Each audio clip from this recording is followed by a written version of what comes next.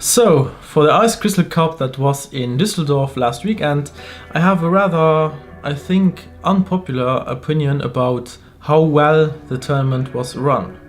I'm gonna break this video into two parts. So in the first part, I'm gonna talk about the good and the bad things about the Crystal Cup in general. And in the second part, I will talk about my experience that I made and how I performed. So, let's start with the good. I think it was very well presented visually, like you had playmats everywhere, so you didn't need to bring your own, and it was very well, how do you say that? Because of the playmats, it was very well organized and spaced evenly on all the tables and stuff like that. And of course, because of the Square Enix support, there were many prizes that were very, very interesting. And you also got on the first day during the main tournament, between rounds, not every round, but the second, third and fourth, fifth, so I don't know, you always got like a promo card that was really nice. So there were actually a few promo cards, I don't have them here, that I didn't have before because our local game shop didn't get it yet, or will never get it, I don't know. So it was really cool. And yeah, the basic atmosphere was really welcoming and friendly, and it was really international. I played against a guy from Scotland, from Greece, from Spain, from the Netherlands, from the UK, of course from Germany, and some French people were there as well. It was very interesting to see people come from all over Europe to the Crystal Cup.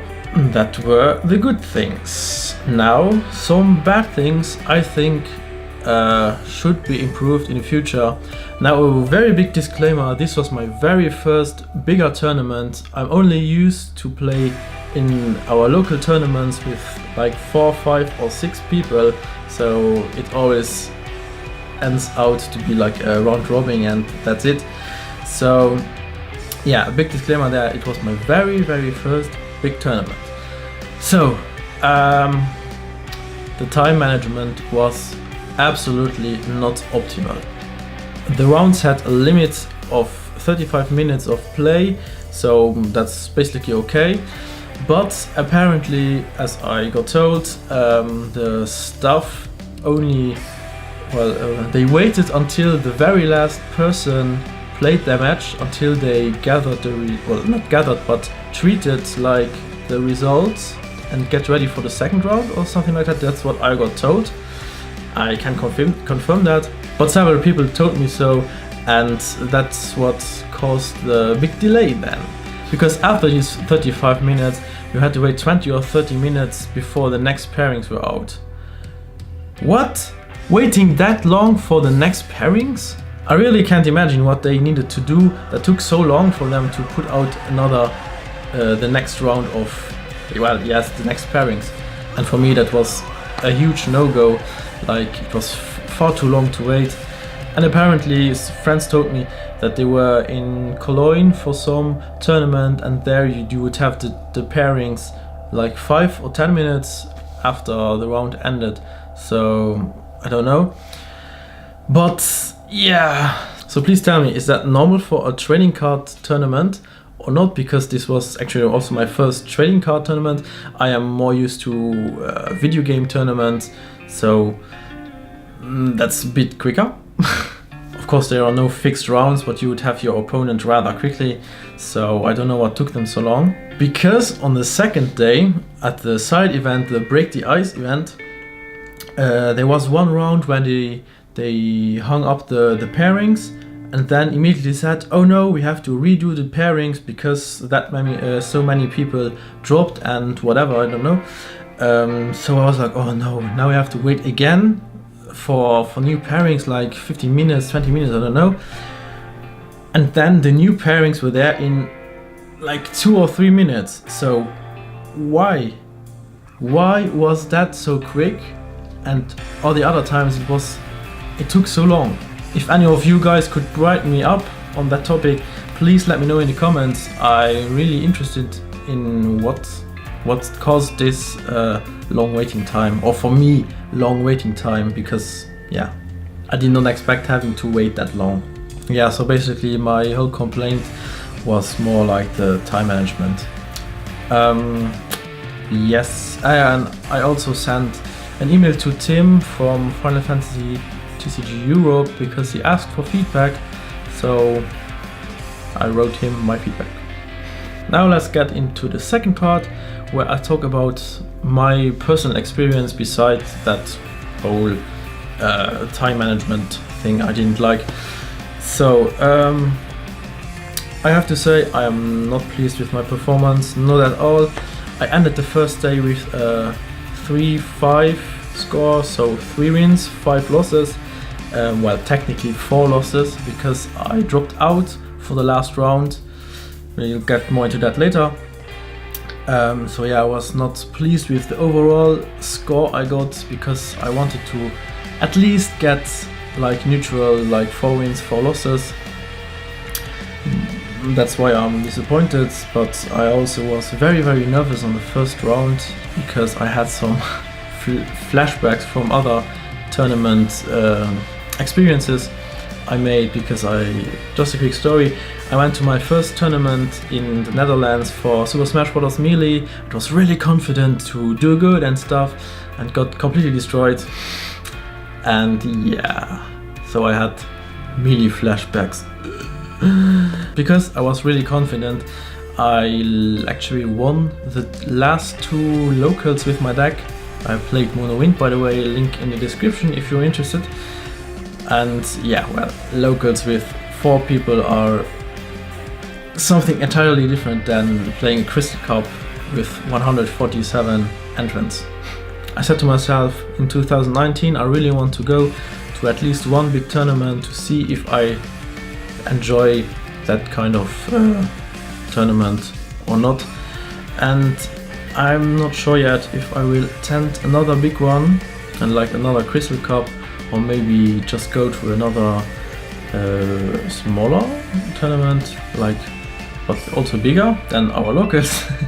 So because I was not happy with the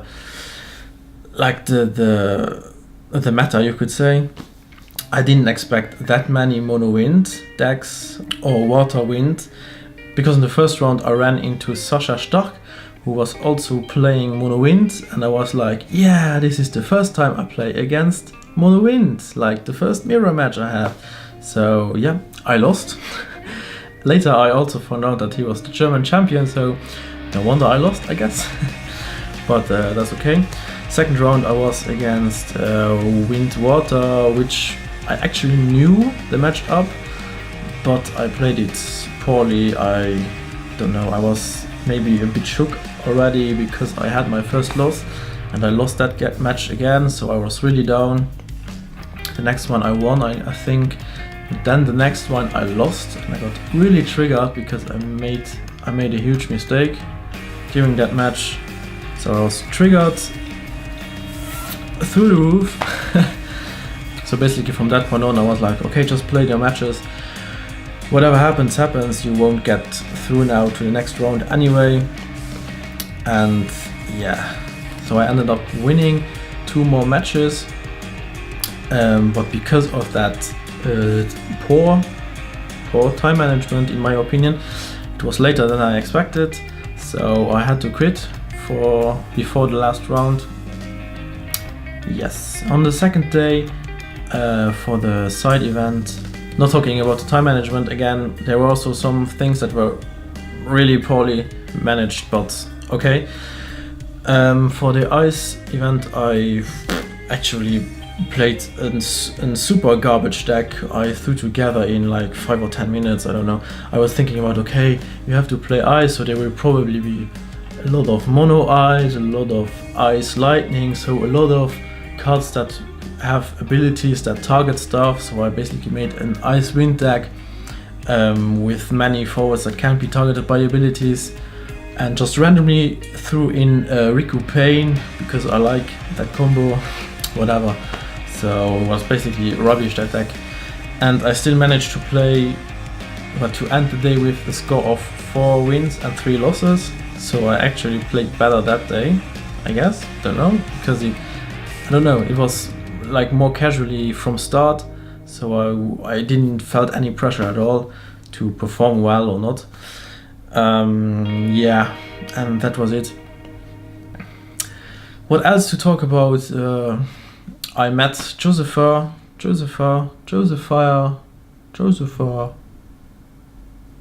Joe. Only having a quick chat because I'm not that talkative when live in person. Oh, and really cool that I actually got to meet a fan of me, I guess. Somebody told me that he watched one of my videos, so that was really like a surprise moment. Like, okay, hello, but it was cool. And that was basically my first experience in a bigger tournament. The thing that might keep me from entering these tournaments, I didn't mention before, because of the I had not that much of variety on my matchups, so I don't know, I didn't like playing against mono wind, I guess, which sounds stupid, but I don't know, I actually didn't enjoy playing. Yes, and what I wanted to say, the winner of the Crystal Cup was Toby, and he played some kind of chocobo deck. Well, let's put it that way, a chocobo deck, okay? So something you wouldn't see that much. And I think on the next tournament I will enter, I will, instead of maybe riding the meta train or something like that, maybe just play something I like, I really like, and take it more casually. Don't know, we'll see. Thanks for watching. If you like this, please leave a like and consider subscribing, it helps me a lot. I really want to make more videos now in the future. It was not that regularly last time, but now with Opus 8 releasing, there will definitely be more content coming from me. Much luck on the pre-releases, have fun, and see you in the next video.